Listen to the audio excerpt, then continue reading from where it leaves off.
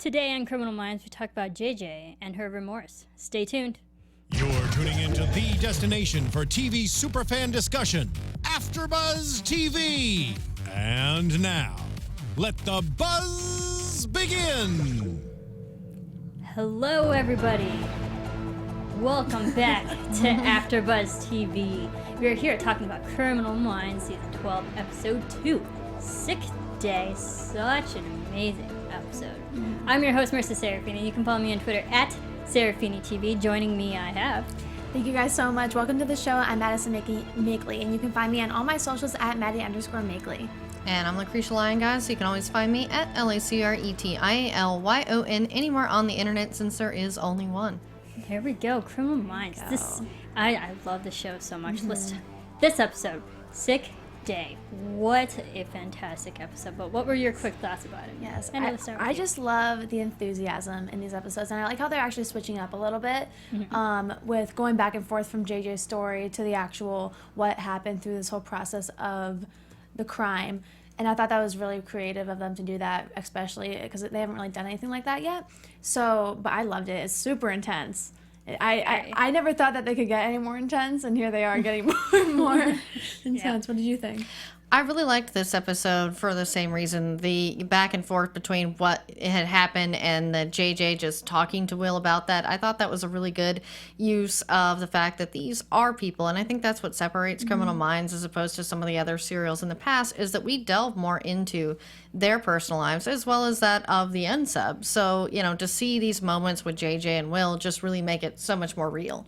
Absolutely. I did love what you two have been talking about. Like, I love the storytelling aspect of this. We got the whole narration of JJ recounting the whole situation, which it's nice to see it from someone's perspective other than just the viewer's perspective, but like how someone felt throughout the whole situation and how they felt afterwards.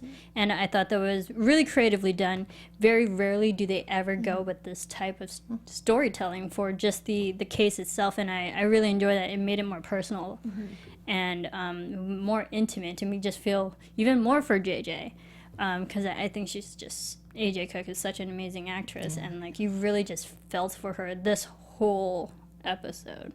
But amazing. Well, we still have the whole episode to talk about.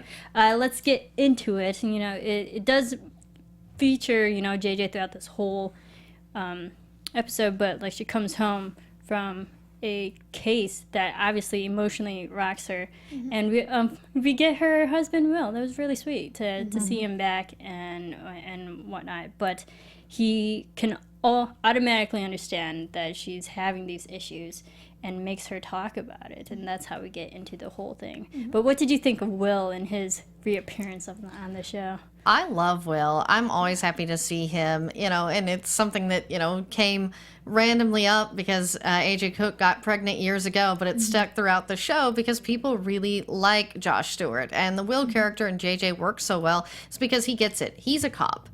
You know, he understands her and why she needs to do that. And that's, you know, why their relationship is so great and so real. And it's nice to see bright spots like this on a show that can be so dark. Yeah, no, I totally agree with you, actually. I loved how just understanding he was. Like, even when she's exhausted and coming home and hurt and she wants to go to bed, but he's like, well, this is better for you. You need to talk about it, and I'm here. So he was being like the epitome of what a husband, especially in her position, needs. I feel like, and especially after a crime like that, and she just wants to be with her kids. You know, it's hard. I don't know. But I love them together so much, and he's perfect for her, especially in this case and through her job. And I feel like he's what's really getting her through it. I think he's a great balance for JJ. We have her strong personality, and then he seems, I don't want to say more meek, but he seems like the softer side that she also needs to help balance out her life. But I love the fact that he automatically knew that this case involved children, which is like such it's a fine line that you cross, especially on a show like this, because it can be very, very real. But I think they handled it with taste, and but it was really, and just it was a very smart way of how they tied it to JJ, mm-hmm. and her kids. Of how they tied it to JJ, mm-hmm. and her kids. Yeah, and actually, Ariane Benet said, I think we don't see enough of Will. I enjoyed seeing him ground her. And Queen Rivera in the chat says, I love that they use both of AJ Cook's kids in this episode. Yeah, we don't normally see Michael, the younger one. We see cute little Henry all the time, though. I know, yeah. AJ Cook's real-life sons, Mackay and Phoenix, played the sons, which I think is good because they so look like her anyway. Yeah, they're blonde hair. Adorable. Yeah, and Baby Girl 82 also agrees that we don't see enough of Will, and they love the relationship between him and JJ. Mm-hmm. We do, and it was definitely something to root for back in season 3, and I'm glad it's just such a strong relationship that lasts for all these seasons and all these years that we've been watching them. But that really pretty much takes us into this actual case. We learned that 2 years ago, Lisa Ruiz and James Jefferson were runaway people who were abducted but burnt bodies in an abandoned building, which takes us to a current day. We learned on the plane that 14-year-old Hannah Robertson disappeared 5 days ago, and Max Wasserman also disappeared. 14-year-old and 11-year-old. So this case obviously deals with young children, and they're on a timetable right now. But it was really scary to already know that 4 people have been burned alive in abandoned buildings. Yeah, this was kind of hard to watch, actually, for me, just because, like, especially bringing in these kids and bringing in someone like Francesca, who's 16, I'm only 3 years older than her, so I'm like, oh my gosh, like, this can really happen to anyone in broad daylight. So it was just so interesting to watch how all of this unfolds and how they can be tricked and taken, and how this actually happens in places really close to Los Angeles, the entire Southern California. So it was just crazy to see how realistic it is, this one, because sometimes they can be a little far-fetched, but this one I feel like isn't that much far-fetched, really, at all. So it's just interesting. Yeah, to me, especially with Francesca, where you see her, she knew what was going on and had a bad feeling and tried to do the right thing by not getting into the car, but then he gets her anyway. Because that is the thing. I mean, her mother even talks about it. No, she is too smart for that. But, if someone overpowers you, and that's the scary part, is it doesn't matter how smart you are. Sometimes you can still become a victim. Yeah, and I find what's also scary is that the specific victimology that the unsub picked. We had the teenager, the young teenage age, but you have the older sister and younger brother dynamic, and that's like so relevant for like a lot of families. Like me, I mean, that's how my family dynamic is. There was me, I'm the older sister, and the younger brother. So this episode did kind of hit really close to home. Yeah. Especially, when we learn more about the unsub, Yeah, a little too close to home. Yeah. But I did like the fact that they tried to integrate technology, especially in this. I think it was really smart because we had the ruse of trying to get Snapchat, Snap Talk, but Snapchat on the phone, and that's how the unsub got her with the Blitz attack. But in the end, a cell phone did help save them. Yeah, a little bit. We'll definitely get into it, but we learned the victimology, our teenagers, brother-sister dynamic. But let's talk about Francesca a little bit. She's a 16-year-old. She's really smart, based on the mother's song saying that she knows better. But Berto, we got Berto, the younger brother, who likes comics, and we see JJ trying to bond with him a little bit. But what did you think of Berto? I loved that, JJ is trying to bond with him and talk to him like she would Henry. And that's, again, she talks about later in the episode, is that's why, she picked him. But the little Silver Surfer comment and how JJ knew everything about him, like, Galactus, I was like, oh, that is such a good mom thing. And then that's why, he opened up to her. Yeah. I thought it really hit home for JJ in a personal way, connecting with him, just because I feel like he did really make her think of her own children, and then it goes back to Francesca, and she's gonna have to pick, and it's so hard to even watch it, but then he admits to even like lying about being sick, and then when she goes, and we see her going back and forth to Will when her children is sick, like actually sick day. So it's just kind of interesting to see how it all falls together, and I feel like that in that aspect of it really hit home for JJ in a way. So Absolutely. And I think I loved how they had the parallelism between JJ's family and this one. I think it was really smart and, again, made it more personal. But it was just still scary now learning about the unsub. Yeah, because we see throughout, I think it was really smart, again, in the narration that back in the flashbacks, quote unquote, of JJ saying we learn information about the unsub, but then JJ in the present day retelling the story would also tell more information. So we got a lot of expos on the unsub in both times, which is really smart writing and really smart super storytelling. creative. Yeah, I liked it. But we do learn about the unsub. We eventually learn his name is John David Bates, but he is a sadistic pyromaniac who loves setting fires, and he has to watch. And apparently when he was younger, he set his house on fire with his older sister in it. Not once, but twice. But twice. Yeah, and it's like, and as they say, it's more of a compulsion, and the fire is tied to it. And the one thing I will say that they missed the boat on was, explaining what his deal was with his sister. I mean, I know, as an older sister, me and my brother used to get into it. Now we're like best friends. You want to burn each other? Yeah, it's like he never tried to set me on fire.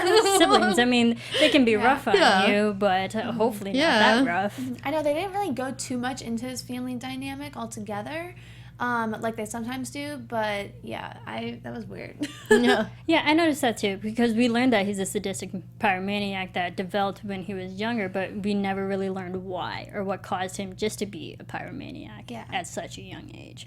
But it was enough to still resonate after all these years being a teenager when he started and now being an adult. And the fact that he tried to do this twice, his parents relinquished custody, therefore caused the whole trigger of him going into foster care system and juvie and just already having a difficult life growing up. You just understand more about this unsub and the fact that he never got to fulfill his first, I don't want to say mission, but his first attempt of trying to burn down a house. Well, and as they say, it was a compulsion. So that really is, part of the trigger is he really was trying to just complete that one mission, and that's when, mental illness, that compulsion is, and that's what set him off, especially when he tried to reconnect with his sister, obviously to complete that mission, and she blew him off. So he had to fulfill that in the time with these other sets of siblings. And I couldn't help but think, had he accomplished that mission years ago, would he be doing this to other kids now? I don't really know. I kind of thought of it during the episode, just would he be? Would these kids still be jeopardized, or would he be in jail, or what I mean? Be in prison. You just never know. Yeah. Yeah. So. It's really scary knowing that he did it at such a young age and he kept doing it over and over again. And the fact that the two runaways that we learned at the beginning, that was just a test run for him. Yeah. How many times does he have to do this to actually perfect what he's been trying to do all along? Because we already had 4 people already burned before the first 10 minutes of the episode. Yeah. Those pictures when they were looking at the forensics were horribly horrible. The bodies were horribly charred, and we learned that the boy was set on fire first, and then the girl, and they had to look at each other. The fact that causes that mental infliction that the unsub wanted so much. Yeah, Truly messed up. Really, that goes back to me saying how hard it was to watch, and especially as they uncover all these clues and everything, how he wanted them to feel pain, not only super physically but super emotionally as well. And that was hard for anyone to watch if you're gonna read, just because these are kids. They don't know. They're and these kids were younger, 11, I think you said 11 and 16. Just, that's pretty young. So I don't know, just kind of putting yourself in that position makes it so much more real in a way, especially when they're uncovering everything. So it's crazy. Yeah, Ariane Benet in the chat says maybe them not saying why he did it is what they were going for. Sometimes people just do the things they do because, and I think the reason why they didn't show it is because it's scarier when there is no reason. Yeah, I can see that. I agree. Yeah. Yeah, because if you try to justify it or give reason to it, it makes it, I don't want to say less serious, but it seems like when you're trying to explain it, gives its justification when it really doesn't. And to me, they did a good job of just showing this unsub as having like no remorse or justification, and especially dealing with kids. It's really hard for. I think people can more identify with an unsub if there's like a purpose behind him, and it's usually like an adult victim or someone that they see, not necessarily use the word deserve, but they can see where they went. With a child, you can't do that. Yeah. No, I totally get what she's saying actually, and if they had done that, then you would have felt compassion for this unsub. And there's been past episodes where they really go deep into their past, and I'm like, okay, I can kind of see where they're going with this, but I don't really want to feel that because they're doing horrible, horrible things to other people. So I don't even like when they do that. So I like that she mentioned that actually. Yeah, I think that's smart. Yeah. But we eventually learned that another blitz attack on the mother, Renee, unfortunately. And we learned that Berto is now abducted. So the unsub has both Berto and Francesca. And now they're like, okay, great, because this guy has accelerated so fast in Los Angeles. We learned that he won't leave the area because Los Angeles is key to him. But because he has both of them, he's going to do it soon. And it's a matter of finding him. But we learned with the abandon, and then we got the magic of JJ. Sorry, not JJ. We got the magic of Garcia going through how to filter everybody that they're looking for. We need male brunettes in Los Angeles. It's just a few. Yeah, There's just Like I had a laugh. They're like, and she even said they're like thousands, and like literally thousands. I love their self-awareness. Yeah, and I love the chat. They pretty much all are in agreement. Quina Rivera, Ariadne Benet talk about how we didn't have enough Garcia in this episode. That we really need her sassy comments. They kind of break that ice. But I feel like this episode they were trying to go a little bit more emotional. But it's still always nice to have those few little moments with her. Yeah, I was gonna say, as much as I love Luke, don't get me wrong, I am a fan of Luke, but I do miss Morgan and Garcia's little banter. Baby thing girl. that they Yeah. had going on. So it spiced it up a little bit, made it not so dark. And I see what they're going for to make this episode like extra dark, but I do miss Garcia's little side. Oh yeah, I mean, I think I love Garcia and she's amazing as well. But I think it was actually good that we didn't have much of Garcia because it was more focused on JJ and the fact that we had the unconventional storytelling of going from the flashback covering the case to JJ's storytelling. That's where our emotional breaks were. We got the heavy.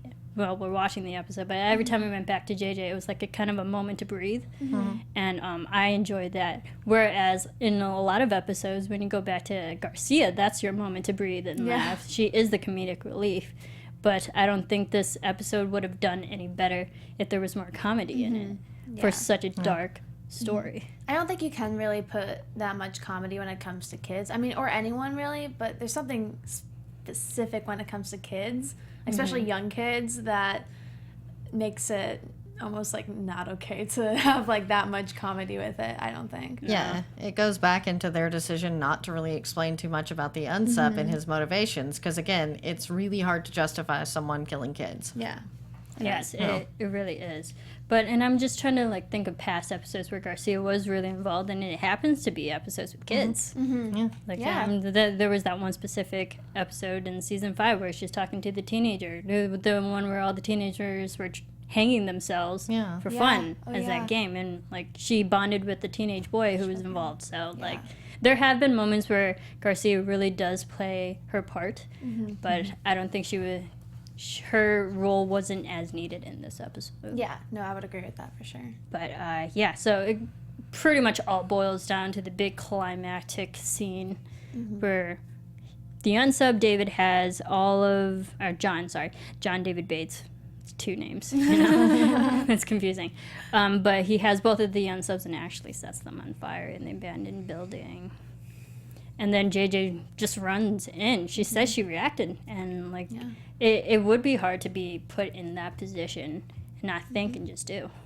Will was not happy with that.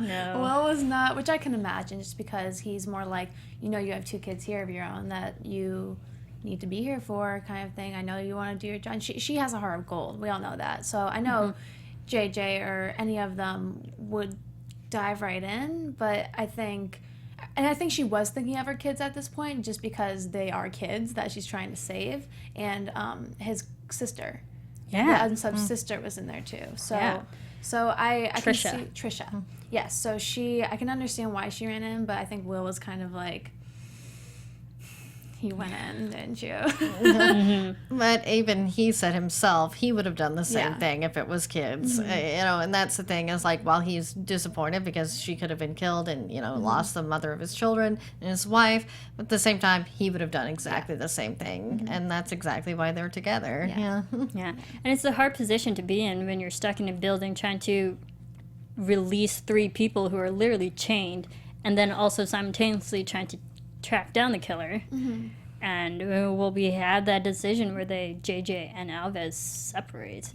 But I'm glad Alves caught him really quick, because it just pretty much the whole action was in the actual building, JJ trying to break all of them free. There's a scene there, or like a moment where you can feel the irony with her when she's looking at all 3 people, like, which one do I do kind of thing, and like a split second she's like, oh my gosh, and then she goes for the boy, and Berto, and she said it just reminded her of her sons, and that's why she did it. But I don't think she should be beating herself up for saving 2 people. I mean, I don't, like, I can see how she could feel bad. I mean, anyone would if anyone dies under their watch, but I wouldn't blame her. Like, you feel responsible. Yeah. You made a decision, and it cost someone their life. Yeah, and Will points out to her, he's like, you're constantly telling, victims' families the same thing, or victims, that live, and everyone blames himself and takes responsibility. You need to take your own advice. I had the quote because it was just amazing. So Will says, you spend a lot of time telling people you can't blame themselves. Maybe you should take your own advice. You're a hero, Jennifer Giroux. You're my hero, and your boys, and your team, and all those other people you saved. I know. I was like, what do you say to that? Yeah. Like, what a man. Yeah, I know, right? Like, oh, man. There are some good guys out in the world. I know. I kept having to pause this episode to just, like, I'm not going to cry. I'm not. Get yourself together, Mads. Like, but seriously, this one really was, like, super emotional. Like, on every aspect of it. Like, seeing her personal life and stuff. So, Well, I mean, I admit I cried at the end of watching it the first time. I'm just like, thank God I was by myself. But yeah, it was just a mess. Like, it's such a serious topic, and it was really scary seeing just Francesca's last reaction when she realized all those barrels are gonna explode. Oh, it's just so scary. She did a great job. Yeah, she did. Yeah, I was just gonna say, I loved how Luke just sees that JJ's gonna go for her, try to save her, and he grabs her and holds her out. That was a really good, stunt to me too. Like everything they did right there. We're like, it was great. And I love that moment because that takes us back to like the very first scene in the episode when they're on the plane, which is usually the opposite of how these episodes go. They always end on the plane, but we start on the plane, and JJ actually thanks him for saving her. And I love his comeback. He was like, we're a team. Yeah. I was like, and then I even have in my notes, I like him. I like him. I like him too a lot. Yeah. I really do. I think they almost need, although I love the whole cast and crew, I feel like they needed that somewhat of a switch, just to have someone different in there for once, and someone that the crew doesn't know, the squad doesn't know. So yeah, I like him too. Yeah, I actually like Luke because one of the things too is they've done a really good job of just kind of sliding him in there. We know a little bit about him and how he came in, and it made sense, but they're not trying to shove him down, not trying to make him everyone's best friend. He was the one that went with JJ and he saves her life, but it didn't seem forced. Like they're trying to make us like this character, and that's what I liked about him is, he's just there and it works. Yeah, I like him because he brings a softer kind of personality right now. Like we know he can have a tough side, but he can bring like that emotional side to it too for his character. And like I like the fact that he isn't a fully fledged profiler, and he knows that, the audience knows that, so he didn't come in with like this inflated ego, who thinks he knows what he's doing and tries to go against, the mold of what they always do, like Rossi did when he came in. Yeah. Like, he's very proficient in his job, and he just went against the book for everything. They're like, yeah, well, like, we work as a team, not individually. And I liked how he is kind of the opposite of what Rossi was, thinking that we're automatically a team. So I like Elvis. He can stay. Yeah. He can stay. But yeah, anything else about this episode? Other than the fact it was just amazing acting Yeah. from AJ Cook. Holy crap! Yeah. It's so great to see her grow through these seasons, because she was a great actress at first and when she came in, but now she's outstanding. I think she's doing such a great job. I feel like she, especially because her actual kids are on the show, she can feel that much more emotional. Oh yeah. I feel like. So it was so good to like see. I'm glad that this one was built around her for once. I feel like she almost deserves it in a way. Yeah, because to me, JJ is like the Hawkeye of the team, the normal one that just pulls it all together. And to me, the evolution of JJ, like you say, with AJ Cook's acting, it just only gets better, and the character has developed so much. I mean, she was just like a press liaison. She was a in the beginning, liaison. yeah, like and now she's a full-fledged, profiler. Is been to Iraq, all that. She's a well-oiled machine, and she's seen some things, and I loved how it was probably the perfect ending for this episode, that she's with her kids and safe at home, and that like even leads to the amazing quote by Mother Teresa: "Love begins by taking care of the closest ones, the ones at home." I mean, I'm sorry, I just kept getting like there's not much you can say. It's just so emotion, like Yes. usually for a lot of the episodes it's more like intense and like read like everyone, and then this one was just so much more like like it brings you back to like what really matters, and I feel like that's what they really wanted to point on in this episode for sure. Yeah, I felt it was definitely JJ heavy, which is totally fine. I'm for it. And we got a little bit of each one of the members of the BAU. We got a little Hotch in this episode. Reed for his one moment and realizing that the unsub stays in Los Angeles, but I mean it was all JJ, and she carried this episode for sure. Yeah, But an amazing episode. Like, I'm probably gonna watch this episode again. It's so good. yeah, this season already in general is just killing it, I think. Oh yeah, and we're only 2 episodes I in. know. We have the rest of the season. But all right, so that leads us to a little bit of news, actually. Okay. Yes, because we all know, unfortunately, Thomas Gibson is eventually going to lead this show, but we actually have a new person in that just got hired on, Damon Gupton. I believe we have a photo queued up as well. Damon Gupton, he will be introduced in the 8th episode as Special Agent Stephen Walker. And we'll first see him in the 8th episode. Yeah. Stephen Walker is a seasoned profile from the Behavioral Analysis Program, the Counterintelligence Division of the FBI. So, and he'll bring spy hunting skills to the BAU. So that's what his character is going to be. Probably, definitely a fill-in for Thomas Gibson's departure on the show. And he's a series regular, so we're going to see him a lot. I'm excited. Very excited. And everyone's excited for Prentice next week. I know you're the most excited, Marissa. Yeah, the chat is just like, I can't wait for Emily to be back. I was waiting for her in this episode because the previews last week teased us. They did show a clip of Prentice like looking at something, like she saw the explosion too in this episode. Nope, she wasn't there. Nope.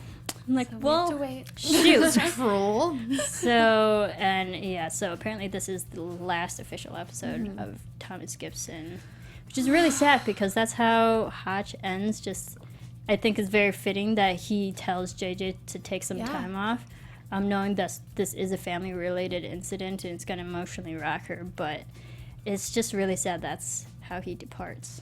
Yeah, so it's confirmed that that's really his last scene, and they're gonna have to just write him off. And I hope he gets one, like he really wanted to, that hit him harder than he thought, and he wanted to spend more time with Jack as opposed to like killing him off. Yeah. That just makes me sad. I like Hotch. I love Hotch. We all love Hotch. We all love Hotch. It's gonna completely change the dynamic. Yeah. Because he is the leader, people go to him. Yeah. And even when I noticed in this episode when we started the whole case, Rossi was the one giving all the information. The information that Hotch would normally be giving out to all of them. As weird as it sounds, I like look at Hotch for them almost as like their father in a way, just because he's like such a fatherly figure to them all the time. So I'm kind of sad to see him go. Definitely like the paternal kind of surrogate that we all need. But yeah, it's just really sad because he's been with us since literally the first episode, and to see him go. We hate when people leave, people that we love. Fresh faces are great too, though. Yeah, Luke. I'm digging Luke. I think we're all digging Luke a little bit. Yeah, I want to welcome Damon Gupton to the BAU team. We'll see him in a few episodes. Sweet. But all right, so let's get to predictions then. And now, your AfterBuzz TV predictions. So other than the fact that Prentice comes back, I'm super excited. But we do know from like the premiere and like even the finale of last year's season that all these the serial killers, there's 5 left. They're still out there. So do you think that they'll slowly reveal all of them throughout the season, or will this be wrapped up quick? I think that they'll slowly reveal it, to be honest, just because that seems how it kind of goes. But at least I almost hope they do, just to keep the suspense up a little bit.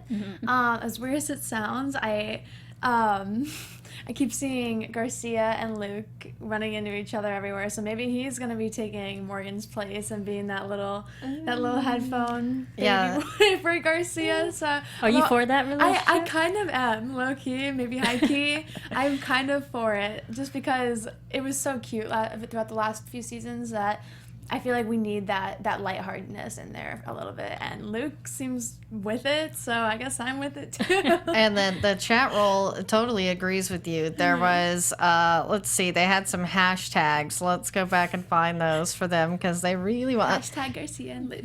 Yeah, hashtag Garvez or hashtag Larcia. Larcia. Almost just sounds like my name. Garcia sounds like. What was the other one? Garvez? Yeah, Garvez. I like Garvez. How about no? Just like no in like general. no. I Yeah. like them completely You're not a platonic. fan? You're not Team Garzo? I still hope that Garcia and Kevin will get married one day because I love know. Nicholas Brendan So and do they're so I. cute. But Yeah, unfortunately, he's not. I don't know, like their breakup was not fun. I was like, no, he's like the perfect balance for Garcia. he is, and he's such a he really steps up for her, and it's cute. Yeah, and he can kind of do her job for the most part. She's better, obviously, but he could do it. Yeah. I miss him. Bring him back, please. I don't want to see Garcia have. I mean, we loved Derek Morgan and Garcia together so much that Like I a kind of replacement? I don't it wanna would see feel that. like a replacement. Yeah. I was like, you know what? They can just be friends. Yep.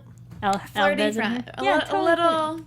What would they say? Sugar mama? Yeah, you can call her baby girl. mama, Baby yeah, girl. baby girl. I know Boo69B says maybe Luke will call her Chica instead of baby girl. Wow. I love it. Or señorita. Señorita. We could do that. So cute. I'm for it. I'm for that kind of relationship. Just the fun, platonic relationship. Exactly. But anything else you think will happen on the show? I foresee, I do think that they're going to give Hotch a nicer ending, because, fans really would rather see that send off like we got with Morgan than, he's going to get killed. It's going to be where's Jack's, because we're all going to be, if he doesn't go off nicely, we're going to be wondering what's happened to Jack. Like, what's he doing? Who's taking care of him? And I feel that they just sort of want to wrap it up, and that way they can do it. And I feel that they will slowly reveal the 5 killers, but they will wrap it up at the end of this season. Yeah, I think so too. But I'm just excited for Prentice. Yes. Because she's now a series regular, and Emily Prentice is my fave. Paget Brewster, all the way. All right. Thank you, everyone, for tuning in and watching us, listening to us. We're still a brand new show, so definitely go on to iTunes, AfterBuzz TV, Criminal Minds. Leave us a rating, leave us a comment, and we'll give you shout-outs, too. But in the meantime, where can everyone keep following you? Thank you guys so much for watching, and tune in next week as well. I'm Madison Makeley, and you can find me on all my socials at Maddie_Makeley. And I'm Lucretia Lyon, guys, so you can always find me at LACRETIALYON anywhere on the internet, since there is only one. All right, and you can follow me on Twitter at SeraphiniTV. You can follow all of this here on Twitter, Facebook, Instagram, all those social media platforms at AfterBuzz TV. Keep rating, keep commenting, keep watching. We love the show. It's so good, and so many more new faces to come onto the BAU, and more episodes to talk about. Thanks, everyone. We'll see you next time.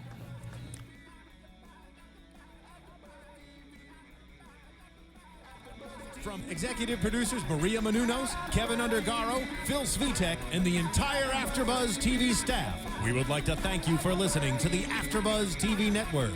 To watch or listen to other after shows and post comments or questions, be sure to visit AfterBuzzTV.com.